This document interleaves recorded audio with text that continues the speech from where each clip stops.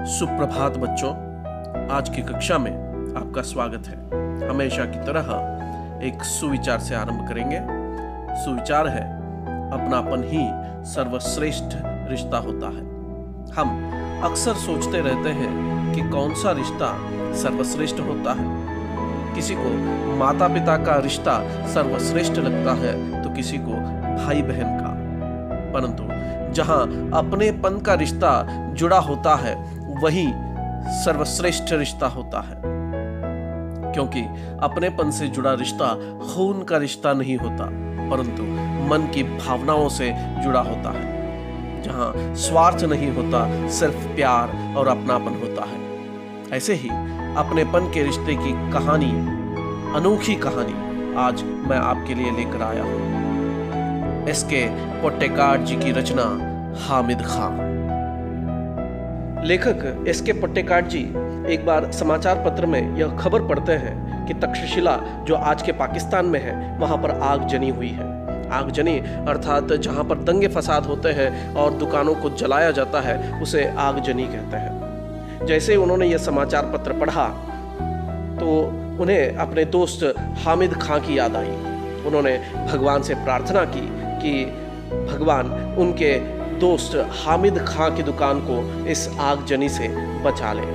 कौन है यह हामिद खां और क्यों उसके लिए लेखक ने ऐसी प्रार्थना की, यही हम अपने इस पाठ के जरिए जानने का प्रयत्न करने वाले हैं। 2 साल पहले लेखक जब तक्षशिला गए थे, वहां के पौराणिक खंडहर देखने के लिए, तो कड़कड़ाती धूप, दूसरी तरफ भूख और प्यास के मारे उनका बुरा हाल था।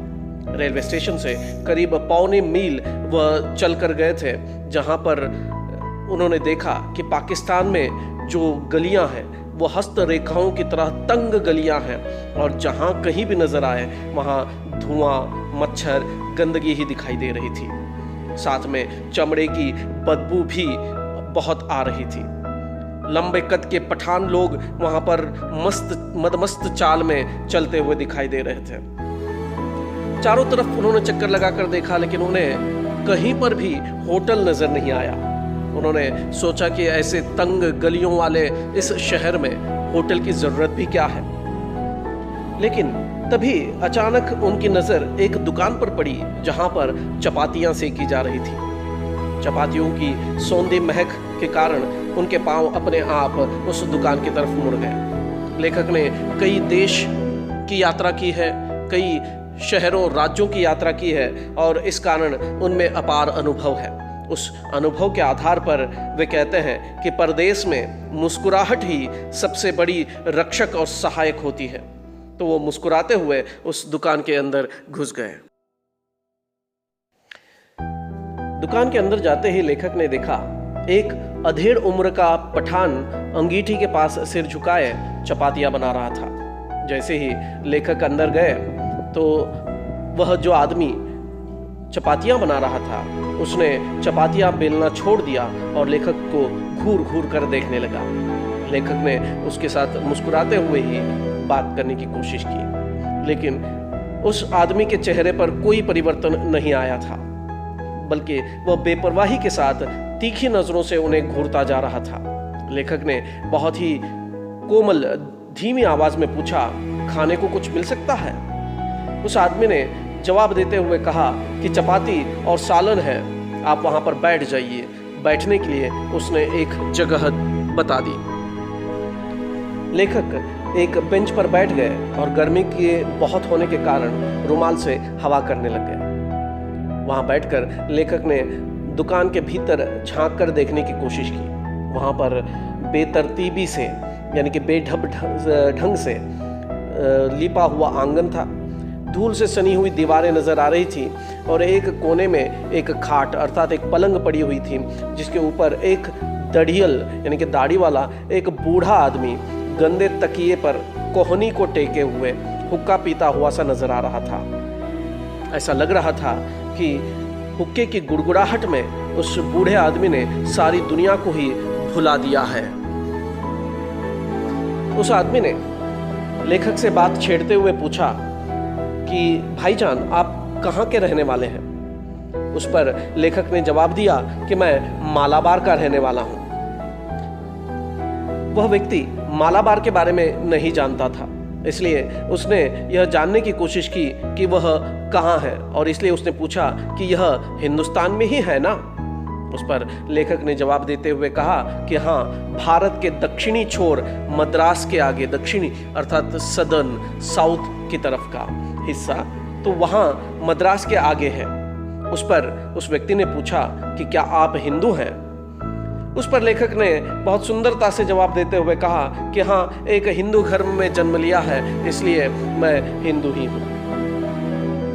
उस पर उस आदमी ने पूछा कि आप एक मुसलमानी होटल में खाना खाएंगे? इस पर लेखक को कोई ऐतराज नहीं था। उन्होंने कहा कि क्यों नहीं। उन्होंने आगे जवाब देते हुए कहा कि हमारे यहाँ तो अगर बढ़िया सी चाय पीनी हो या बढ़िया सा पुलाव खाना हो तो लोग बेखटके मुसलमानी होटल में जाया करते हैं। उस व्यक्ति को लेखक की बातों पर विश्वास नहीं हो रहा था। लेखक ने बहुत ही गर्व के साथ, फक्र के साथ कहा कि हमारे यहाँ अर्थात हिंदुस्तान में हिंदू और मुसलमान में कोई फर्क नहीं किया जाता, वहाँ पर तो सब मिलजुल कर रहते हैं। भारत में मुसलमानों ने जिस पहली मस्जिद का निर्माण किया था वह भी लेखक के केरल के राज्य में ही कोडंगल्लूर नामक जगह पर बनाया गया था। लेखक कहते हैं कि हिंदुस्तान में हिंदू और मुसलमानों के बीच दंगे ना के बराबर होते हैं। वह आदमी लेखक की बातों को बहुत ध्यान से सुन रहा था और उसने अपनी इच्छा जाहिर करते हुए कहा कि काश वह भी हिंदुस्तान को अपनी आंखों से देख पाता। लेखक ने पूछा कि क्या आपको मेरी बातों पर विश्वास नहीं है? उस पर उस आदमी ने कहा कि मुझे आपकी बात पर पूरा विश्वास है, लेकिन वह कहते हैं कि मैं ये मान ही नहीं सकता कि आप हिंदू हैं, क्योंकि पाकिस्तान में कोई भी हिंदू इस तरह की बातें नहीं कह सकता। वह फक्र से किसी मुसलमान के साथ अपने अच्छे रिश्ते के बारे में बोल ही नहीं सकता। वहाँ पर तो पाकिस्तानी मुल्क में, पाकिस्तानी देश में मुसलमानों को हिंदू आतताइयों की औलाद समझते हैं, अर्थात शैतानों की औलाद समझते हैं, क्योंकि वहाँ पर हिंदुओं पर किए जाने वाले अत्याचार अनगिनत है, जिस कारण वहाँ हिंदू डरा सहमा सा रहता है। लेकिन हिंदुस्तान में हिंदू हो या मुसलमान हो, वह बहुत ही अमन चैन के साथ प्यार से यहाँ पर रहा करते हैं। और इस कारण से वह कहता है कि पाकिस्तान में मुसलमानों को अपनी आन के लिए लड़ना पड़ता है और यही उनकी किस्मत है। लेखक ने उस व्यक्ति से नाम पूछा कि आपका शुभ नाम क्या है? उस पर उस व्यक्ति ने जवाब दिया कि उसका नाम हामिद खां है और चारपाई पर, पलंग पर जो लेटे हुए हैं वह उसके पिता है, अब्बा जान अर्थात पिता।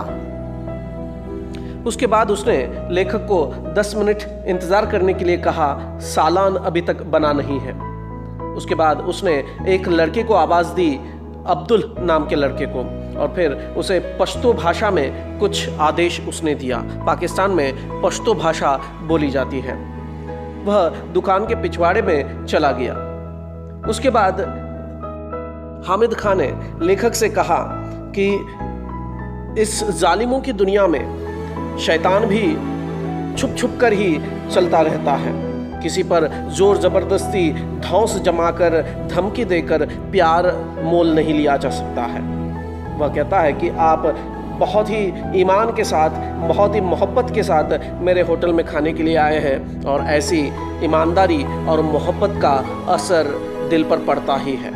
अगर हिंदू और मुसलमान इसी ईमान के साथ, मोहब्बत के साथ अगर रहते तो कितना अच्छा होता। और ऐसे कहते कहते उसने सारी चपातियाँ जो वह बेल रहा था वो ख़त्म कर दी।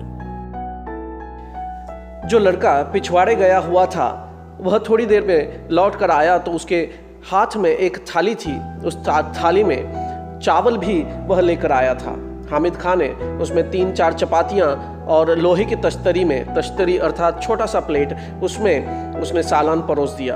और फिर वह छोकरा साफ पानी लेकर आया और लेखक के सामने उसने रख दिया। लेखक ने बड़े चाव के साथ, बहुत ही मिठास के साथ उस खाने को खाया। भरपेट खाना खाने के बाद लेखक ने हामिद खां से पूछा कि कितने पैसे हुए।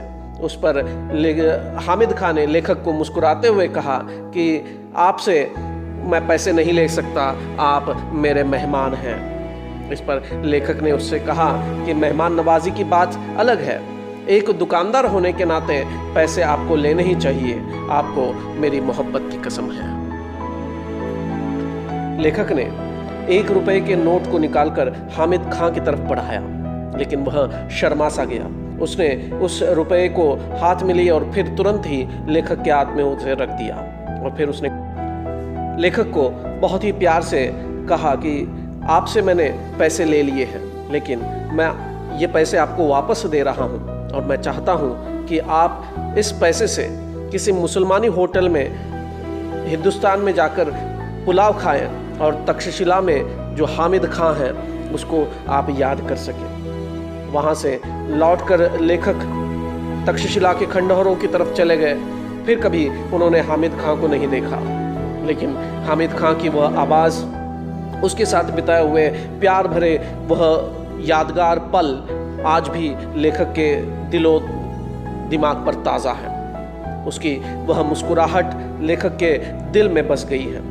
तक्षशिला के जब सांप्रदायिक दंगे हुए, अर्थात धर्म के नाम पर जो दंगे फसाद हुए और आगजनी हुई, उसमें हामिद खां की दुकान, जिसने लेखक के भूख को दोपहर के वक्त में उस भूख को मिटाया था और उस गर्मी में भी छाया प्रदान की थी, वह दुकान सही सलामत रहे, यही प्रार्थना लेखक करते हैं। इस प्रकार से लेखक और हामिद खां के बीच जो दोनों अनजाने थे, एक अपनेपन का रिश्ता जुड़ गया और वह एक रिश्ता इंसानियत का रिश्ता है।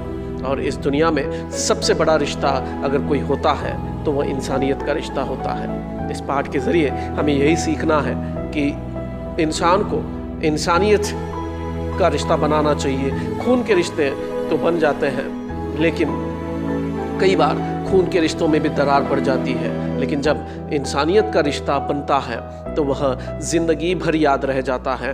भले ही दो इंसान एक दूसरे को देख न पाए, मिल न पाए, लेकिन फिर भी उनकी यादें हमेशा हमेशा के लिए दिल में बस जाती हैं। उम्मीद है कि आपको यह पाठ समझ में आया होगा और यह सीख भी आपको समझ में आई होगी और आप भी अपनी ज़िंदगी में इस सीख को अपनाएंगे और फिर इंसानियत का रिश्ता निभाते हुए कई रिश्ते आप बनाएंगे और आपकी ज़िंदगी को सुंदर सुनहरी यादों से भरा हुआ पाएंगे। धन्यवाद।